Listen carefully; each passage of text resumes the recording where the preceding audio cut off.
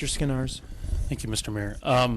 And am I correct that I know that fund is for residential, but in Detroit the problem isn't just residential. They have quite a few corporate and industrial customers that are failing to pay at this point, correct? Correct. Yeah, that is only residential. You have a little bit more, control over the commercial with the lien system. Unfortunately, some of the homes in Detroit, if you try to put a lien like we do, the taxes and the water sewer lien are maybe greater than the house. So I don't think they're having as much difficulty now with the corporate. But but if they do, there's nothing necessarily that the authority can do when it comes to those corporate clients. That's going to be up to the city's own system. One of the protections that they put in place was that if shutoffs aren't working, if their unpaid collections increase, the authority has the right to bill, collect, and shut off on behalf of the city of Detroit. One, I didn't like that. One, it's perceived as then the suburbs taking on that responsibility. I didn't think that was right. And two, we'd be usurping the city council's role, Detroit City Council, of setting the rates. I didn't think that would look very favorably, or they would be pleased with that. And three, it all comes down to a 5-6 vote. If Detroit's 2 members say, yeah, I know it says that in the lease, but we're not in favor of that, then where does that leave us? Right. So, again, the protections aren't there for our liking. And, as County Exec Mark Hackle said, he was upset about the gag order. He wanted the ability to come out to every local community and explain it and ask their opinion. Unfortunately, the gag order was lifted Thursday at 4 p.m., and the lease was signed 9 o'clock Friday morning. So it seemed like the bankruptcy court was really leading the charge on this whole deal in order to get Detroit additional funds. The bankers that are involved in that? The judicial system. And last quick question. So when it comes back in front of us and other cities, we have to vote on it, which means we can vote yes or no. What happens if cities vote it down?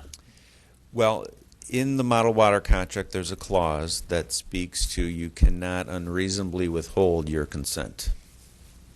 Now, that's debatable. I'm sure Mr. Pohorsky can advise you what that means. But at the end of the day, you're only transferring it from one authority to another. If you didn't, I'm sure some locals will try to get a better deal. That's probably not in the offing, but it certainly could hold up the process. You can't sell bonds until all the vast majority of the contracts are transferred. But in theory, if you don't approve it, if you're out of contract, they could theoretically charge you a higher rate if you don't have a current contract. That, I guess, is the ultimate hammer. Thank you. Mrs. Zarko. Through the chair to Mr. Baker, I know you kept on saying we thought, but you're saying the county. It wasn't other people that were on this commission with you. You were speaking of, the county as we thought. Is that correct? Correct. All of the concerns that I had, Oakland County shared, and for whatever reason, at the end of the day, they changed their mind. But yes, when I speak to myself, I'm representing the county as the county exec's appointee and the board of commissioners appointee. So again, it was the deputy county exec and the county exec were briefed. A lot of people were working on this. There were volunteers from Sterling Heights involved as well. So it was a big effort. It's been, over the last 200 days, a lot of time. At the end of the day, we just didn't feel comfortable. Okay. Moving forward, do you feel that, I'm sure that there's going to be other votes.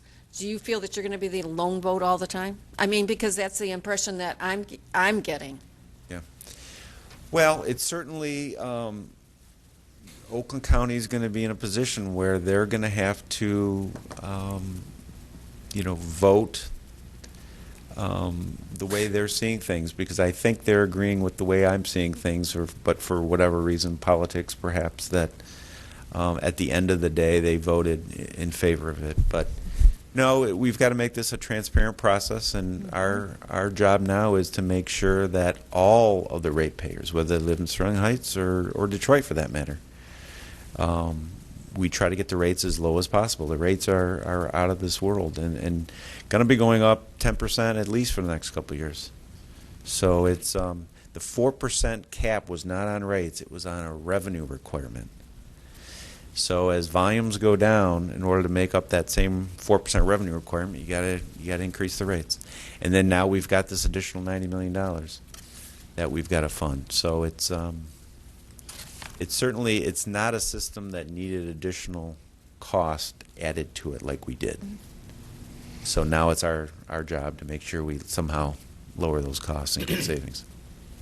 Okay, another question. Even if Oakland County had voted the same way Macomb County did, would it have made a difference in the signing of the lease? The lease would not have been approved. It required a 5-6 vote. It required a 5-6 vote. Had they gone the other directions, then it would not have been approved. Correct. You know that, well, first of all, we all know that Mr. Baker holds the purse strings. We always tease him. He has no friends in City Hall. I mean, I walk into an office and I said, I make sure that I say hi to you because nobody else is talking to you.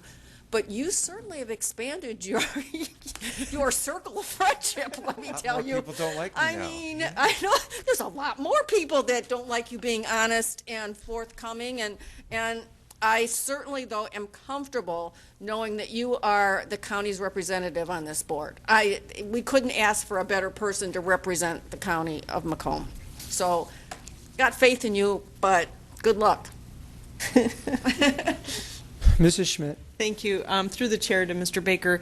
Mr. Baker, who sets up the qualifications for whoever would qualify for this RAP program? The Great Lakes Water Authority will be, there's an RFP out there now for someone to independently administer this $4.5 million fund. So whether it's the Heat and Warmth Fund in Detroit or some other community-based group, we'll set the guidelines, they'll administer it. So you as the authority sets the guidelines? Correct, the income limits, things like that. I have to say that what you just explained is such a no-brainer that the end result of what happened is what really gives government a bad name. I want to thank you for looking out for our residents and the residents in Macomb County. Actually, you were looking out for everybody's residents. They just didn't see it that way, and I don't understand why. But I thank you for the time that you've been putting in, and this stinks. So that's all I have to say. Thank you. Mr. Mayor. Mrs. Konski.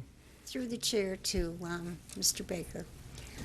With this new director or administrator that they're going to appoint, could he make any changes that would coincide with what your suggestions were?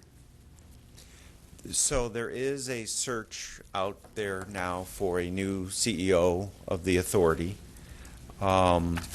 I voted against the search. I thought the current director should be given one more year to especially as the system was getting up and running. I thought it was critical for continuity's sake and bond ratings and all that to have the individual there.